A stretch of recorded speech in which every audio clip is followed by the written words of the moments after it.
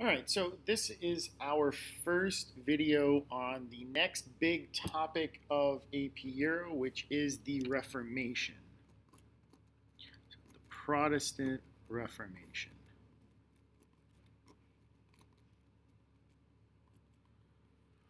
So, unlike the Renaissance, which really only affected maybe 1 or 2% of people in Europe, the Reformation is going to touch everyone's life in Europe. Some for the better, some for the worse, but no one is going to be unaffected by what the Reformation does. So, this is something that's going to be a big, widespread set of changes, and we're going to spend quite a bit of time on the Reformation, probably about 2 weeks worth of time in class, going over the Reformation.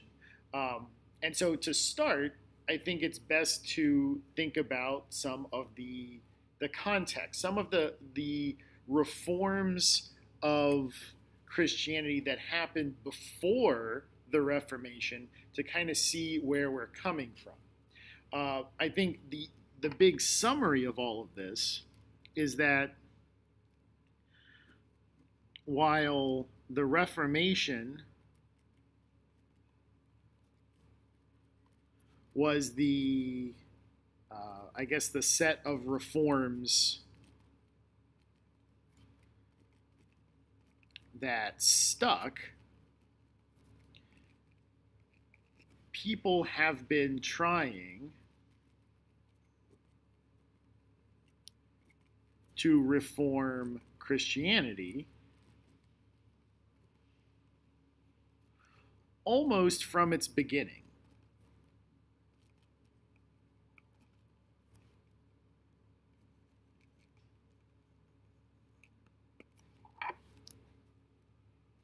So that's kind of what we're going to do in this video, is look at some of these pre-Reformation Christian reforms that were attempted.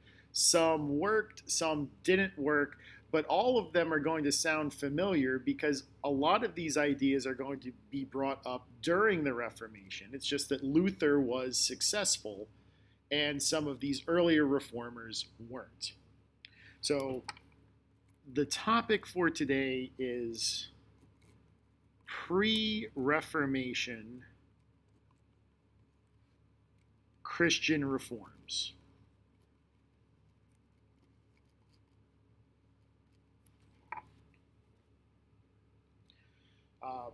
So Christianity, by its nature, or by the nature of the success it had, it expanded way beyond its original starting point. So, due to its success,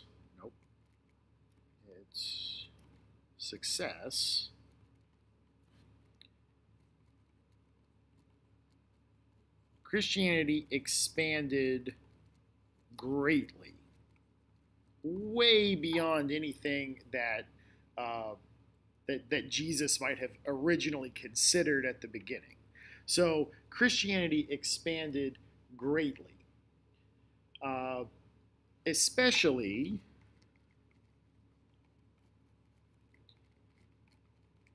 after it was legalized by the Romans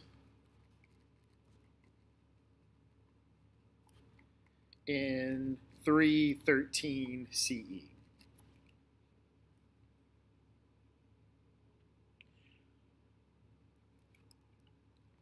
And because it was so widespread,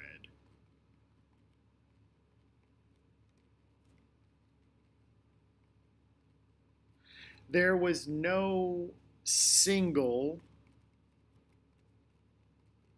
idea of what it meant to be Christian, or what Christianity is. So, like, right from the beginning, as soon as it started to spread, people had lots of different conceptions of what it meant to be Christian, or what Christianity itself was. So one of the very first attempts to try to fix this was the Council of Nicaea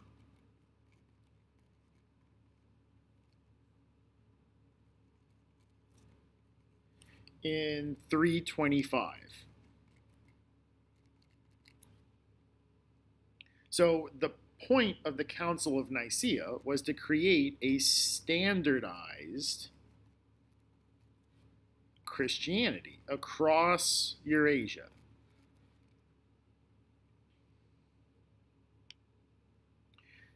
As you can imagine, it didn't work. It was unsuccessful, but it did create an official Christianity and unofficial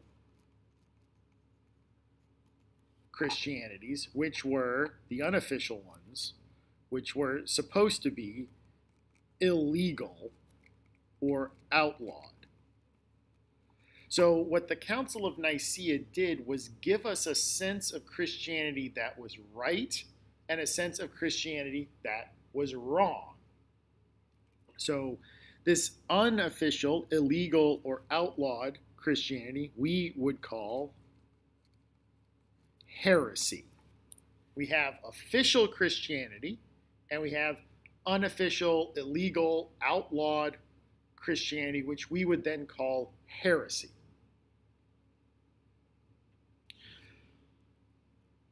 So Christianity continues to spread until the next big date for our Christian reforms.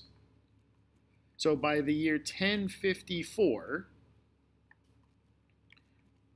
Christianity broke apart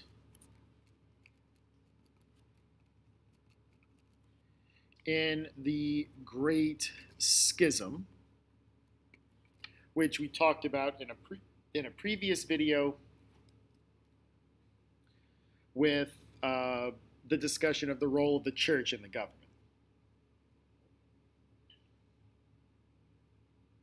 Now, because of the Great Schism, we're going to see further, I guess we could call it drifting, of Christianity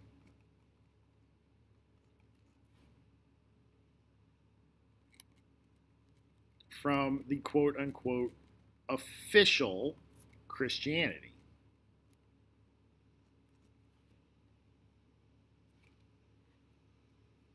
So more and more people are kind of drifting away from this idea of the official Christianity, and they're kind of just doing their own things again.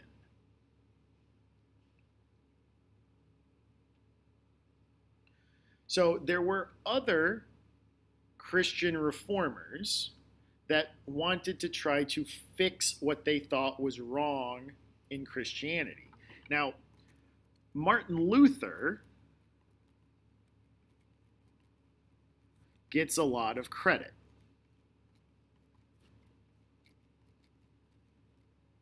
He gets a lot of the credit for the Reformation. And this does not mean to diminish anything that Martin Luther did, except that a lot of people before him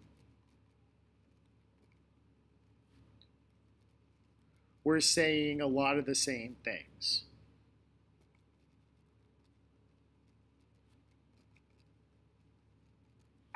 So let's look at a few of these people that were saying a lot of the same things that Martin Luther was saying. They just didn't get away with it like he did.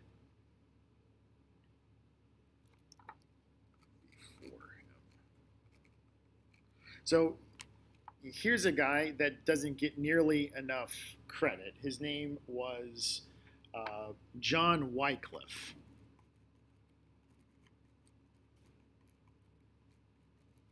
John Wycliffe was, 1320 to, we'll say, 1384. He was an English theologian, so an English scholar of religion, and he's going to be saying a lot of the same stuff that Luther says. So he's going to say that he's going to attack the wealth and luxury of the clergy. He's going to translate the Bible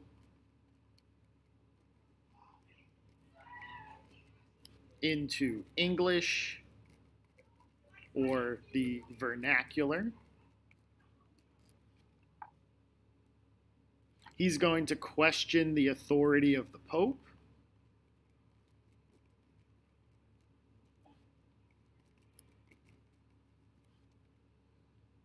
These are all things that Luther did.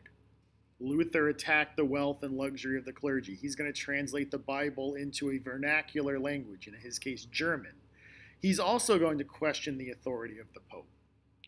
Wycliffe did all this stuff, but Wycliffe and his followers were outlawed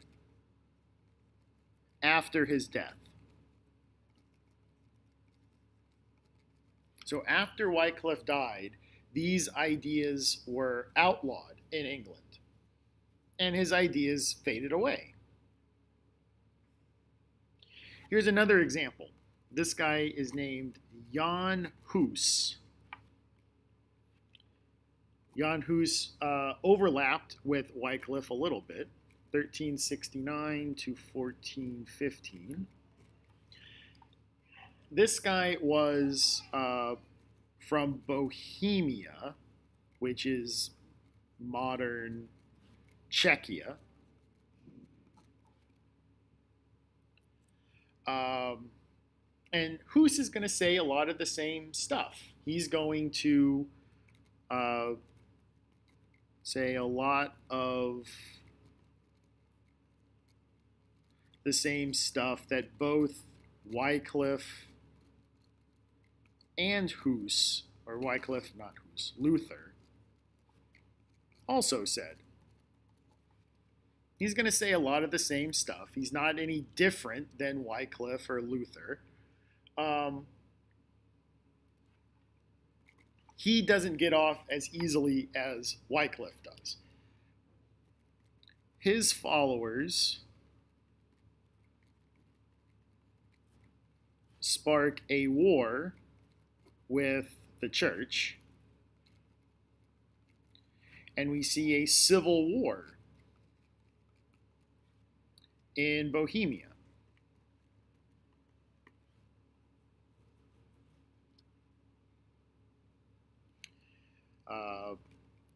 Hus is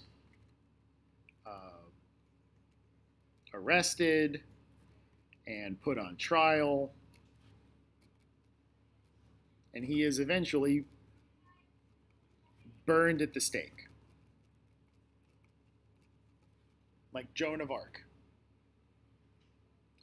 Now, what this did was, one, it pretty much squashed the Hussites. So it squashed the Hussites, much like Wycliffe's followers. They just kind of faded away after his death.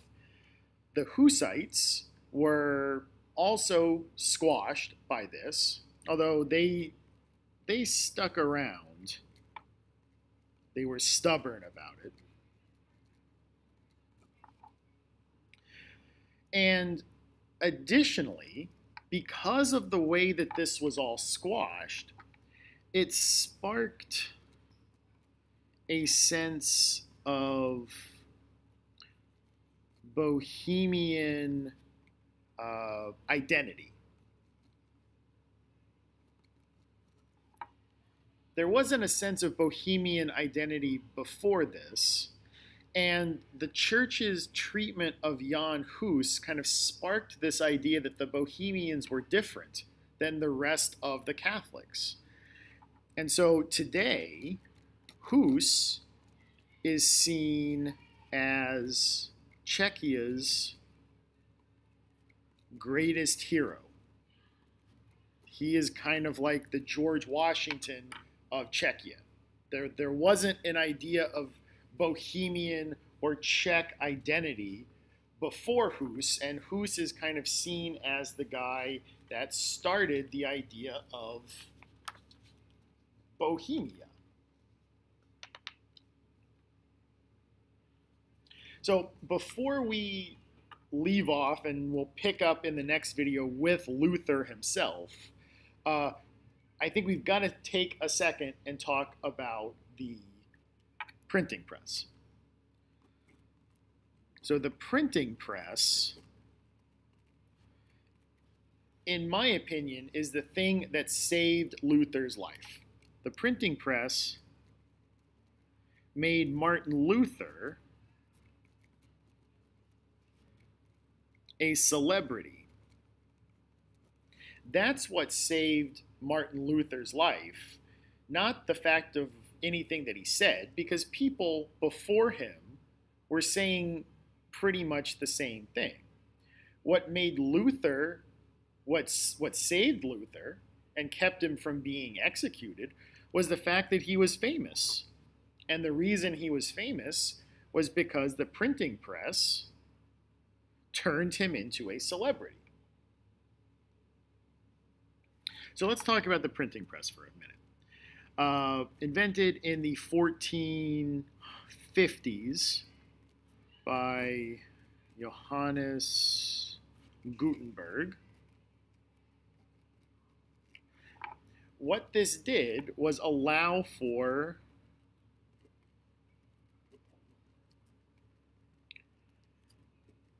the widespread distribution of really any idea, but some of the first ideas to get spread around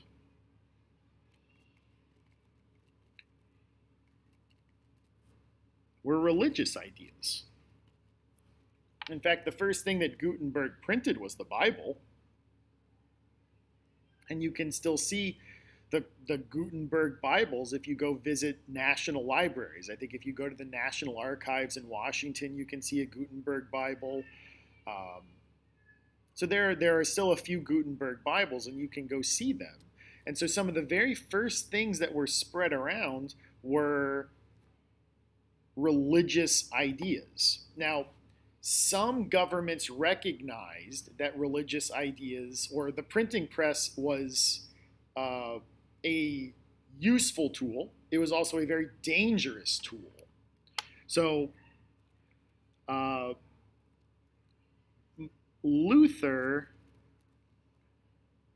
and his allies figured out the power of the printing press before the governments that they lived under, or the Pope, could stop him. So the printing press, according to some historians, is the most important invention of history, or at least of the millennium that it was invented in, that 1,000-year period. The printing press is definitely the most important invention of at least the 15th century, if not the last half of the millennium, the last 500 years. So we'll stop there, and we'll pick the story up in our next video with Martin Luther himself and what Luther was doing when prior to him writing the 95 Theses, and what led him to write it, and then what happened to him after that. So this video kind of gives you a sense of what Christianity was trying to do, reforms of Christianity, and people who were trying to fix it Those people ended up in bad situations. Luther, however, is going to survive, and we'll see why he's able to survive in our next video. So until then, this is Mr. Nissen signing off.